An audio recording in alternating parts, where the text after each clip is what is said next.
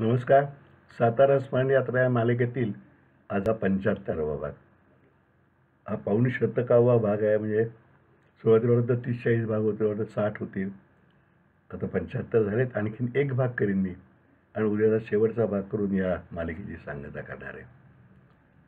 ज्यांचा माझ्याहून जवळजवळ माझ्या वडिलांच्या वयाचे असलेले पण अतिशय ज्यांची माझी घट्ट मैत्री होती असे आप्पासाहेब निगडीकर यांच्या आठवणी मी आज शेअर करणार आहे.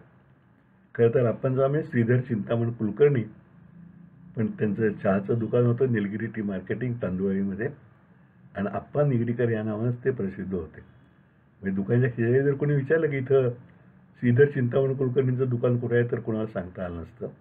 आप्पांचं दुकान म्हणल्यानंतर त्या आले असते लगेच कुणी सांगितलं तर. आप्पांचं आणि ह्या माझ्या मैत्रीच्या आठवणी आणि त्यांचा स्वभाव ऐकून मी सांगणार आहे. आप्पांचा आणि माझा परिचय मी जवळजवळ शिक्षण पूर्ण करून सातारा येईपर्यंत फारसा नव्हता. क्वचित कधीतरी, कारण ते माझ्या वडिलांचे स्नेही, माझे वडील डॉक्टर पानके कोलटकर, अनंतराव कुलकर्णी अशांच्या मोठ्या सावकार, गुणीराम सावकार, मलकापुरे, आबा कवारे या सगळ्यांचे ते स्नेही. आणि त्यांच्या दुकानामध्ये ही मंडळी दिवसातून एका वेळा तरी डोकावून जायची, गप्पा मारत किंवा काही हितगुज करायची. आप्पासाहेब पाटील राहायचे, तेही त्यांचे स्नेही. त्यामुळं आम्ही कधीतरी म्हणजे इथं मॅट्रिकला SSCला येईपर्यंत निरोप सांगायला वगैरे जाणं एवढं पुरतंच जावं, किंवा त्यांच्याकडनं चहा आम्ही आणायचो.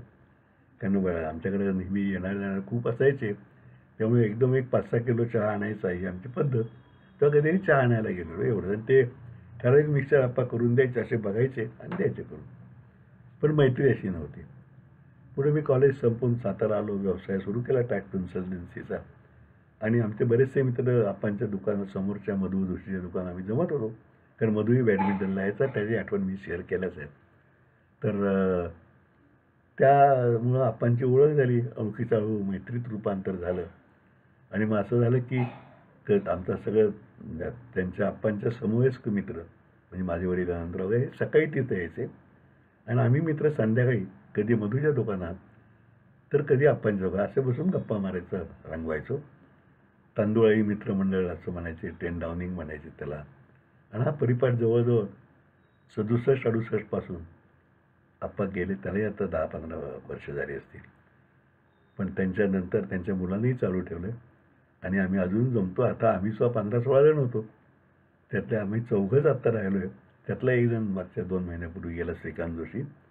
पण आम्ही अजून जमतो. आणि आप्पांचा मुलगा दादा, त्याचंही नाव दादा म्हणतात त्याला, पण त्याचे नाव वेगळंच आहे. पण तेही आमच्या सगळ्यांच्या अतिशय आदरानं वागवतो. तर आप्पांची माझी मैत्री झाली. त्यानंतर मग लक्षात आलं की सगळी जी माहिती मिळाली तर आप्पांचे वडील रेल्वेमध्ये होते, असिस्टंट स्टेशन मास्तर वगैरे. कुठल्या कुठल्या गावामध्ये छोट्या छोट्या स्टेशनवर त्यांचं बालपण गेलं. त्यांचे चुलते कराडला निगडीकर ब्रदर्स म्हणून चहाचे व्यापारी होते. आप्पांचं बहुतेक 11वीपर्यंत वगैरे 10वी-11वी शिक्षण झालं. तेव्हा इंग्लिश मूळ असायचं, त्यामुळे इंग्लिश चांगलं होतं त्यांचं. आणि मग कराडून ते साताऱ्याहून ते आपला स्वतंत्र व्यवसाय सुरू केला. निलगिरी टी मार्केटिंग यानं चहा आणि कॉफी या दोन्ही पावडर्स ते फक्त विकत होते. आणि हळूहळू त्यांनी जम बसवला. नंतर नाटकाचा त्याला छंद होता, कारण ते लहान असतानाच्या आठवणी सांगत की मास्टर दीनानाथ म्हणजे लताबाई मंगेशकरांचे वडील, भारतरत्न लताबाईंचे, तेव्हा ते संस्थानामध्ये ब्रिटिश कायदा चालायचा नाही आणि ह्यांच्यावरती काहीतरी ब्रिटिश भारतात वॉरंट होतं म्हणून ते संस्थानात जायचे. तेव्हा काही दिवस त्यांच्या घरी ते राहिले, ते स्टेशन मास्तर वडील असताना म्हणून आठवणी आम्हाला सांगायचे. पण मी सातारला त्यांना ती नाटकाची आवड होती, त्यामुळं हळूहळू नाटकाच्या ज्या कंपन्या इथे यायच्या नाटक करायला, त्यांच्या स्थानिक व्यवस्थापनाचं काम ते आणि त्यांचे मित्र बाबा कदम, बाबाही आमचा पुढे मित्र झाला, ते दोघं करायचे. तिकीट विक्री ही आप्पा निगडीकरांच्या चहाच्या दुकानात व्हायची आणि व्यवस्था बाकी स्टेटरची बाबा बघायचा, बाकी काय असेल ते आप्पा बघायचे. असे त्यांचे म्हणजे नाटकाच्या जाहिरातीमध्ये शेवटी संपर्क आप्पासाहेब निगडीकर तांदुळी असं असायचं. तिथं तिकीट विक्री तेव्हा 10, 5, 3, 2 अशी तिकीट नाटकाची असायची. आणि एकदा ₹1 तिकीट असायचं. शाहू कला मंदिर खुलंच होतं त्यामुळं आप्पांच्याकडे त्या लोकांची ये जा म्हणजे असायची. आणि आमची संध्याकाळी गप्पाची गोष्ट आहे. मग त्यातनं मी 76 सालापासून कार्यकर्त्यांच्या म्हणजे आधीपासून भीमसेनच्या वगैरे आम्ही गाणं करायचो, त्यात आप्पांचा सहभाग खूप असायचा. मदतीला कायम असायच्या आमच्याबरोबर. कार्यकर्त्यांचा कार्यक्रम सलग 36 वर्ष मी केला, 1976 ते 36 वर्ष. मग आप्पांच्याकडं तर आवड कलांची असल्यामुळे ते म्हणजे कार्यकर्त्यांचं दुपारचं जेवण माझ्याकडे असून ते घरी. म्हणून मग ते घरी, कारण माझ्या वडिलांना गाण्याची आवड नव्हती, त्यामुळे आज सर्व कलाकार मी बाहेर उतरवायचो. आप्पांच्या घरीसुद्धा काही वेळा कार्यक्रम उतरलेले आहेत. तिथे आमचं मनोहर जोगळेकर, अनु भावे अशांच्या वसंत वेलन कार्यक्रम उतरले आहेत. तर आप्पांच्याकडे दुपारचं जेवण आणि आप्पा अतिशय आग्रहानं आणि अगत्यानं करायचे. तेव्हा सुभाष कामत आणि अरविंद थत्ते बरेचदा साथीला यायचे आणि आग्रह करून आप्पा पक्वान्न केल्याचं कधी जिलबी असेल, कधी गुलाबजाम असतील, कधी रसमलाई असं काहीतरी, आणि भरपूर आग्रहानं, ज्याला देशस्थ आग्रह म्हणतो असं करा. कारण आप्पांच्या पत्नी वहिनीसुद्धा खूप अगत्यशीर आग्रही होत्या. आणि मग रात्रीचं गाणं झालं की जेवण सुपनेकडे असा आमचा परिपाठ होता. अनेक वर्ष आप्पांनी हे केलं. माझ्यावरही त्यांची एक वेगळी श्रद्धा म्हणत नाही मी, कारण तो खूप मोठा शब्द आहे, पण एक घट्ट माझ्यावर निष्ठा होती. एकदा लोकसभेच्या इलेक्शनला यशवंतांच्या विरुद्ध मी उभं राहायचं ठरवलं. ते नाही राहिलो पण ही गोष्ट वेगळी, पण माझ्या वडिलांच्या विरोधाला माझ्या न जुमानता मी उभं राहायचं ठरवलं होतं. तेव्हा वडिलांची अतिशय जुने मैत्रीणसुद्धा आप्पा निगडीकर आणि मधुसिनी ते म्हटलं आम्ही तुझे सूचक अनुमत व्हायला तयार आहे, भाऊ काका रागवले तरी चालतील म्हणून. अशी माहिती ते झालं नाही. ह्या गोष्ट सुखाचं, ते गोष्ट वेगळी. पुढे मी सिनेमा काढायला ठरवल्यानंतर सुद्धा भाऊ काकांचा विरोध होताच. मी माझ्या सिनेमाचे दिवस हे पुस्तक सविस्तर आहे, 400 पानी पुस्तक आम्ही सगळे लिहिले. पण आप्पा माझ्या पाठीशी ठामपणे उभे राहिले. आमचं सगळं मित्रमंडळच उभं राहिलं आणि अनंतराव कुलकर्णींच्यामुळे ती परवानगी त्याची मिळाली. आणि मग आप्पा माझ्याबरोबर बरेचदा मुंबईला आले, कारण तेव्हा सिनेमाचं सगळं काम मुंबईतनं चालायचं. पहिल्यांदा आम्ही गेलो तर विमानाने गेलो, इथनं पुण्याला, पुण्याहून विमानाने मुंबईला. तेव्हा आमचे सगळे मित्र आणि आप्पांची जरा थोडं वैश्य म्हटलं नाही आप्पांना काय घेऊन गेला म्हणून, पण आप्पाने हौस होती. आणखी मलाही वाटलं की आपला थोडं वडीलधारा माणूस बरोबर असलेला बरा. आप्पा फार कॉशियस असायचे. मला कुठे आम्ही त्या सिनेमात कुणाला भेटायला वगैरे गेलो की म्हणायचं जरा सावकाश बरं का, माणूस जरा हे दिसतोय. आणि त्याचं जे विशिष्ट बोलायची पद्धत होती की कळू नये म्हणून बेतानं असं म्हणलं, ते तने असे म्हणायचे. आणि ते आम्ही पहिल्याच दिवशी गेलो मुंबईला, रेकॉर्डिंग होतं कशासाठी प्रेमाच्या गाण्याचं. विमानतळावर उतरलो. तिथनं गोरेगावच्या फिल्म सिटीला कुणालाच माहीत नाही ना, मलाही माहीत होतं. आपण म्हटलं आपण मी जरा झकपकीत मॅनेजरला घालून गेलो होतो आणि आप्पांचा ड्रेस बीस नेहमी काय व्यवस्थित असायचा. म्हणजे आम्ही कलेक्टरला कधी गाण्याचं निमंत्रण द्यायला जायचं असलं की आप्पा नेहमीचा शर्ट घालून की घरी जाऊन कोट बीट घालून व्यवस्थित तयार होऊन यायचे. आणि आम्ही जेव्हा मुंबईला गेलो त्या रेकॉर्डिंगसाठी, तर आप्पांनी पांढरा सफारी, वर बिल्डिंगनी बसवले छान केस वगैरे असं, थोडं स्नो पावडर वगैरे असं. त्यामुळे लोकांना म्हटलं होते हात निर्माता दिसतोय बरं का. त्यामुळे आपलं ते रेकॉर्डिंग वगैरे झालं. पण कायम आप्पांनी सिनेमात सहकार्य केलं. नशिबांच्या रेकॉर्डिंगच्या वेळेचा मुहूर्तच मी आप्पांच्या हस्ते नारळ पाडून केला होता बॉम्बे लॅबमध्ये, बॉम्बे साऊंड स्टुडिओ. आणि कायम आहे असं की सहकार्य म्हणतो ते येणाऱ्या सर्व नाटक कंपन्यांना त्यांचं कायम सहकार्य असायचं.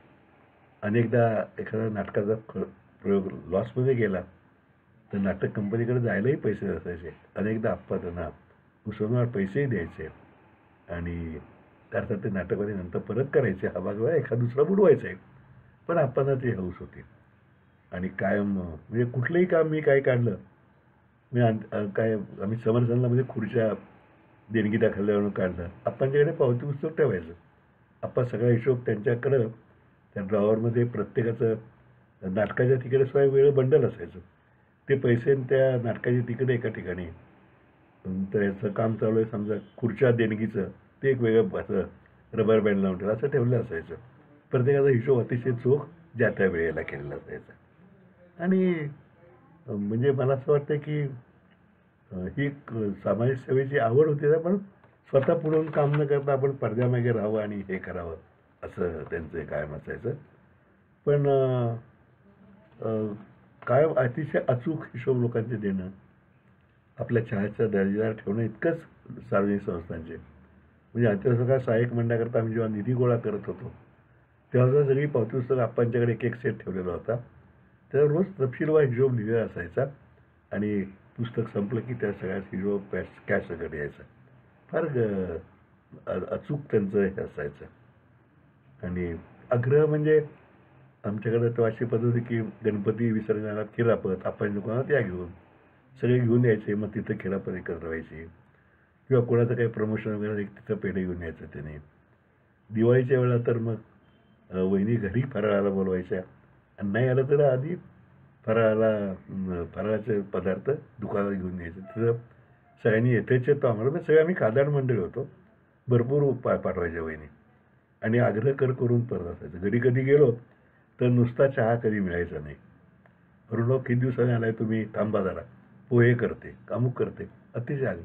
आणि ती दादा म्हणजे त्यांचा मुलगा आत्ता एक त्याची बायको अंजू आहे, त्यांच्याकडे सुद्धा तेच आहे. अजूनसुद्धा दिवाळी आली की फराळाचं घेऊन ते येणार किंवा घरी या म्हणणार, नाही तर दुकानात घेऊन येणार. एक परंपरा त्यांनी चालू ठेवलेली आहे. 1975च्या आसपासच असेल. आमचा एक प्लॉट शिवाय आप्पासाहेब पाटलांनी रयतच्या आपल्या चारही मित्रांनी एक एक प्लॉट आपल्या शेजारचा दिला तर शिवाजी हाऊसिंगकडे. त्या म्हणजे माझ्या वडिलांना आहे का आप्पा निगडीकरांना आहे का अनंतराव कुलकर्णी. तर तिथं मी तेव्हा कलेक्टर नोटीस दिल्यावर आमच्या प्लॉटमध्ये मी एक साधी इमारत बांधली आणि ताबडतोब बांधायची. त्या प्लॉट सरकारनं बांधायला. आप्पा म्हणजे माझाही बांधायचं आहे, तर तुझा जो प्लॅन आहे तोच उलटा कर. आमचे दोन्ही प्लॉट पाठीला पाठ लावून होते. आणि शरद देशमुख म्हणून एक उत्साही कॉन्ट्रॅक्टर नवीन झाला होता, त्याला ते काम मी दिलं आणि त्यांनी उत्तम ते काम दोन्ही केलं. आमच्या ह्याला मी भीमसेनचं आमची मैत्री असल्यामुळे छोटंच होतं, पत्र्याचंच वर सिमेंट शीट वगैरे घालून केलेलं 5 खोल्यांचा. इंद्रायणी नाव दिलं. आप्पांच्या ते म्हणले माझ्या वडिलांचं नाव चिंतामणी, त्यांच्या बंगल्याचं नाव दिलं. पुढे अर्थात मी तोही विकला नव्हता. शरद देशमुखचा मुलगाही उत्तम कॉन्ट्रॅक्टर आहे. शरदनी देशमुख तेव्हा खूप कष्टातनं आपला व्यवसाय चालवला होता. MSMEच्या लोकांचं कॉलनीत त्याला पहिलं काम मिळालं, दुसरं काम आमचं होतं. असं आप्पांनी त्या सगळ्याचा हिशोब मी ठेवला आणि त्याचा पूर्ण विश्वास असल्यामुळे ते झालं. तेव्हा मला वाटतं 40,000 रुपयामध्ये बांधकामं आमची झाली ती प्रत्येकाची. असा म्हणजे अंत्यसंस्कार सहाय्यक मंडळावेळेस सुद्धा आप्पांची खूप मदत होती आणि कुठल्याही परिस्थितीत आपल्या पाठीशी आप्पा आहेत ही खात्री असायची. आप्पांच्या या जे कुठलाही कार्यक्रम आम्ही ठरवला तरी आप्पा पुढं कधी असत, मागं राहून पण मदत करणार असं त्यांचा स्वभाव होता. पुढं आप्पा थकले आणि त्यांना एक विशिष्ट रेल्वेची फार ओढ होती लहानपण असल्यामुळं. खूपदा त्यांना जेव्हा होईन असं झालं तेव्हा दुकानदार नोकरांना चल जरा स्टेशनवर चक्कर मारून येऊ, गाडी बघितली की बरं वाटतं.